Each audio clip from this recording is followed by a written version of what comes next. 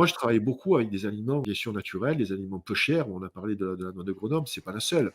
Il y a pour moi, un des ingrédients qu'on devrait manger tous les jours et malheureusement, il y a peut-être de moins en moins de personnes qui arrivent à le digérer, c'est l'ail. On Ouais. devrait consommer au moins 3, 4 gousses d'ail par jour. Alors, c'est pas les têtes d'ail, hein, entendons-nous bien, c'est une gousse. Une gousse, c'est comme, je dirais, voilà, un pouce, quoi, voilà.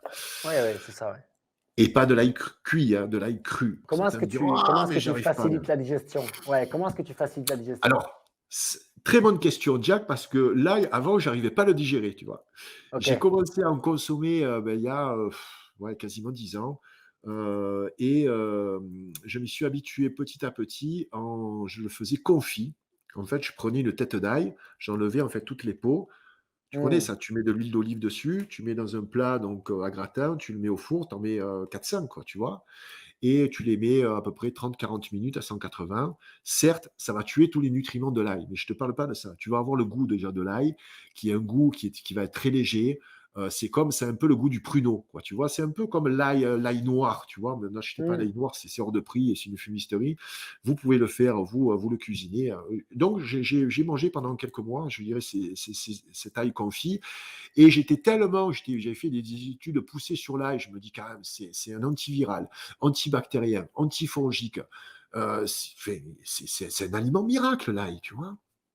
Et en comprenant en fait les vertus de l'ail, ben, je me suis dit: «Bon, il faut le manger cru parce que cuit, ça a pas de valeur nutritive». Je me dis: C'est bête, tu vois? Je mange de l'ail, bon, il faut le manger cru». Et bah, j'y suis allé petit à petit. J'ai Mmh. intégré de l'ail cru petit à petit, donc il faut le hacher donc finement ou alors l'écraser. Je vous conseille plutôt de le hacher finement. L'écraser, c'est vous allez avoir un jus, c'est beaucoup plus fort. Donc il y a de l'ail que vous pouvez acheter sec, il y a de l'ail que vous pouvez acheter frais, c'est notamment l'été, l'ail frais, est très intéressant également. C'est Mais plus facile c'est à de digérer aussi, j'ai l'intégrer. l'impression. Écoute, là, je suis plus objectif parce qu'aujourd'hui, je pourrais t'en manger une tête quasiment, hein. Des fois, je Mmh. fais, je mange pour donner une proportion, c'est une grosse, cuillère à soupe bondée, quoi, tu vois? Ça représente quand Ah même ouais. beaucoup, hein. Ouais, ouais, ouais, ouais, Mmh. et je le mets, directement, sur les sardines ou les macarons. Waouh! La Ah bombe de non, mais c'est nutriments de excellent et bon, il faut pas alors croire, hein, je fréquente quand même, je suis pas un ours, hein, je vis pas seul dans mon bunker, hein, voilà. Je suis marié à Valérie, je fréquente des personnes à la salle de gym et cetera. Je sors quelquefois le soir ou en concert. On s'éloigne pas de moi parce que je pue l'ail, hein, donc là aussi, c'est une fausse rumeur aussi, tu vois? mais ça, c'est parce que Et tu le digères bien, en fait, hein. je le digère très bien. Je le digère Mmh. très bien, mais je te dis, je pars de loin parce que je ne le digérais pas. Quand je mangeais de l'ail, oui, Alors, j'avais ces renvois, et cetera. je trouve que Mais ta méthode, excuse-moi, ta méthode confite, moi, j'ajoute juste 2 méthodes que moi j'ai testées ouais, pour, digérer l'ail parce que c'est pareil à la base, ça me rend, voilà. Alors c'est la cuisson à la vapeur, donc les têtes, enfin les gousses pardon, donc épluchées à la vapeur, retirer le germe, hein, pour la digestion et alors, dans l'huile d'olive. Donc vraiment, conserver pendant des semaines et des mois dans l'huile d'olive, dans des bocaux. La première fois que j'ai goûté ça, je me suis dit: «Ça va jamais passer, je vais mourir» et en fait, c'est passé nickel et du coup, ça, je sais que si je veux m'habituer à l'ail, c'est ce que je fais, en fait. Je réintègre ça pendant 2, 3, 4 semaines et puis après, par contre, ça passe nickel. L'erreur, c'est de dire, «Je mange jamais d'ail et hop, je vais me faire une gousse crue». Alors là, vous êtes foutus, hein. Ça, non, c'est il une faut y aller, certitude. il faut l'intégrer petit à petit. Mmh. Et surtout, il faut se renseigner sur les bénéfices de l'ail et vous allez vous rendre compte que c'est vraiment, un des aliments, je dirais miracle que nous offre la nature et qui est, voilà, qui est abordable, qui est pas cher, qui est pour moi, qui fait vraiment partie de mes super aliments, tu vois? Tout Mmh. comme je dirais les sardines aujourd'hui, on a en dehors des grandes sociétés, qui produisent ça, je dirais de façon, pas industrielle, puisqu'il y a pas d'industrie de la sardine. C'est un petit poisson, voilà, on vide pas les mers avec la sardine.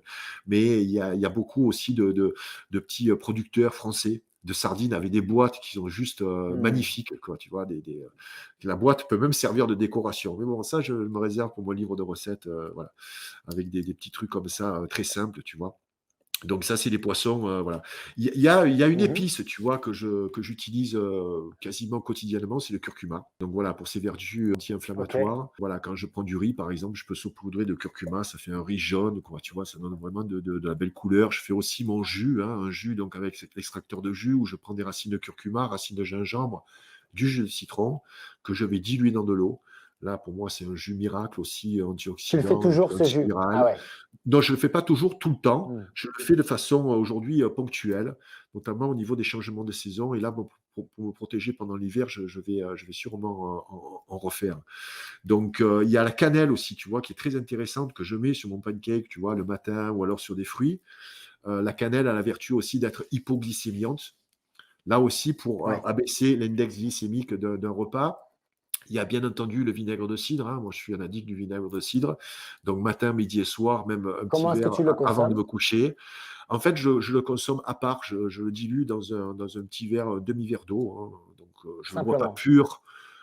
Ça dépend de la qualité en fait du vinaigre de cidre, hein. Il y a des producteurs qui font vraiment du vinaigre de cidre excellent, mais je le dilue un petit peu dans de l'eau et avant le repas en fait, avant le repas et puis Mmh. avant d'aller me coucher également. Donc j'ai pris cette habitude-là. Avant, je prenais, un jus de citron le matin, mais bon, je mets le citron dans ma banane, tu vois? Donc ça fait, c'est Ouais, c'est c'est c'est le pareil. même effet. Mais là, hypoglycémiant, cannelle, vinaigre de cidre de pomme, c'est quelque chose de très intéressant, quoi, là. Je suis aussi un addict de tout ce qui est persil, coriandre, basilic, parce que je trouve que déjà ça met de la couleur dans un plat, tu vois? Frais, Et du entendons-nous goût bien, ou et du alors goût. congelé, si on peut pas faire autrement. Mais frais, c'est très facile. Par contre, un petit truc, lorsque vous achetez une botte, tu vois, de persil, de coriandre ou de basilic, bon là, basilic, c'est peut-être plus trop la saison, mais bon, persil, vous le laissez je dirais sur votre comptoir de la cuisine. En général, vous le mettez dans un verre d'eau. Mmh. Ne prenez pas l'eau du robinet. L'eau OK. du robinet est un poison, en fait, hein. L'eau du robinet, À il y a du pour les chlore. Non plantes, c'est mais à ce point-là, ouais? bien sûr, il y a du chlore. Mais un Je suis poisson pas rouge, moi, un poisson rouge dans OK. de l'eau du robinet, tu vas voir le poisson rouge, il clame. On va te Je dire: suis «Oui, mais pas, nous, on n'est pas un poisson rouge, je on est suis plus pas assez résistant que éduqué le». sur l'eau, Gilles. Je suis pas assez OK. éduqué sur l'eau, alors ça m'intéresse. Donc Non mais donc je te ça veut dire qu'au quotidien, les humains ne sont pas supposés boire l'eau du robinet non plus? mais non, tu bois du chlore. Jack, c'est un OK. poison le Je chlore. le je le fais je le fais pas, hein. Je pose Ouais, mais juste je la sais que question tu le fais pas, à quel point? mais en fait, voilà, ça s'appelle j'appelle ça les petits poisons, tu vois? Mmh. Qui vont quasiment te suivre toute une vie, mais qui t'affaiblissent, en fait. Voilà, si ça tue un poisson rouge, on va te dire: «Oui, mais ça tue pas un humain, on n'est pas de poisson rouge» et cetera. Non, mais ça te montre la toxicité du chlore. Déjà, tu prends une cuillère de chlore et tu meurs, voilà. Donc c'est vrai que c'est Ah oui. dilué de façon, très, très faible, mais ça reste des petits poisons. Certes, tu as une eau, qui est, exempte de bactéries et cetera, mais bon, on a vu que dans l'eau de vie, il y avait aussi des perturbateurs endocriniens, hein. Les molécules Oui. sont tellement petites, elles ne peuvent pas être filtrées. Donc il faut boire de l'eau filtrée avec des systèmes soit d'osmose inverse ou alors moi j'ai un Berkey, hein, avec un système avec des OK. filtres à charbon. OK. Donc ou alors vous prenez de l'eau, minérale, en bouteille plastique. Beh, là aussi, bah, ça coûte un certain prix, c'est cher. L'eau minéralisée, moi je suis pas super fan. Je trouve que l'eau, c'est plus important ce qu'elle emporte si tu veux, c'est un drainant et cetera par rapport à ce qu'elle apporte. Parce que les minéraux, tout ça, tu les trouves ailleurs que dans de l'eau, hein, il faut pas, voilà. Mais ça peut avoir un certain avantage quelquefois de prendre de temps en temps, tu vois, de l'eau minérale. Donc pour en revenir à mon persil, donc mettez-le dans une eau où vous avez levé le chlore, hein, même avec des carafes Brita, tu vois, il faut Ouais. lever le chlore parce que le chlore va tuer la plante. Donc voilà, c'était juste un petit truc. Pour en revenir donc aux vertus, ça c'est de la chlorophylle pure. Et c'est magnifique. Bon, bien sûr, ça reste cru, hein. Ne mettez pas du persil ou de la coriandre dans un plat que vous allez faire revenir, vous allez faire cuire. Et puis en décoration, moi, tu sais, je suis un fan non pas de décoration culinaire, mais j'aime beaucoup les assiettes de couleurs, tu vois, du beau Mmh. rouge ou du beau bleu. Voilà, les assiettes blanches, je trouve que c'est très, ça me rappelle la cantine, tu vois, quand j'étais petit ou les centres aérés. Mais avec un petit peu de vert, avec la coriandre, le persil, ça c'est magnifique. Et puis tous les agrumes sont magiques. Le citron Ouais. est très intéressant au niveau antiviral. Après, il y a plein d'astuces, tu vois. Tu peux mélanger du citron avec un peu de miel et du vinaigre de cidre de pomme. Euh, il y a l'ail, donc comme j'ai dit, il y a aussi le gingembre.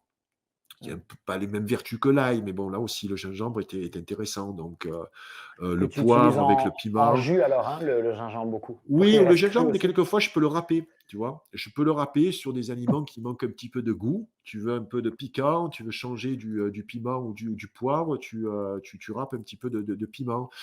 Alors je fais un dessert que j'ai appelé le Raider, le Raider végétal. Tu te rappelles le Raider? Je sais pas si ça p Ouais, c'est ouais, Raider ou Twix? Je me Twix. rappelle plus. C'est Twix? C'était Cette Raider, c'est espèce devenu Twix. Ouais, Ah ouais. OK, bon, Mmh. moi je fonctionne encore dans le passé, tu vois? Mais bon, bref. Donc vous voyez ce que c'est. En fait, c'est très simple. Je prends une banane, je la coupe en 2. Je pose les 2 moitiés dans une assiette. Je prends, du beurre de cacahuète, donc je mouline un petit peu pour qu'il soit un petit peu crémeux, donc je verse un petit peu de beurre de cacahuète sur toute la longueur de la banane, tu vois? Donc ça fait comme une barre, tu vois? Comme une barre de caramel, en fait, mais c'est du beurre de cacahuète. Et je prends du miel, pareil, je rajoute juste un petit peu de miel, tu vois? Pas trop, tu vois? Du miel, et cetera. Je saupoudre un peu tu vois, de cannelle. Je peux prendre, un peu de pollen pour avoir, voilà, un peu de Mmh. décoration, mais bon, tout ça, c'est un peu du superflu et ça te fait un dessert, mais alors, Ouais, tu de maries folie. le beurre de cacahuète et la banane et le miel, c'est voilà, c'est mon Ouais, ouais, je raider, suis d'accord. voilà, donc et c'est ouais, c'est magnifique. Il y a un truc aussi que je fais, régulièrement et là, vous pouvez vous en servir pour les desserts ou aussi pour le petit déjeuner. Vous prenez, une banane que vous allez mixer avec du beurre de cacahuète. Alors, prenez pas un gros blender, prenez les mixeurs, même les mixeurs à graines, tu vois? Donc un petit volume. Donc quand tu mixes la banane et le beurre de cacahuète, je ne vous dis pas le résultat, faites le test et vous verrez, vous vous cassez le ventre, vous allez, tomber le cul par terre. Si vous avez apprécié cet extrait, cliquez juste ici pour en voir l'épisode complet. Prenez soin de vous. Peace.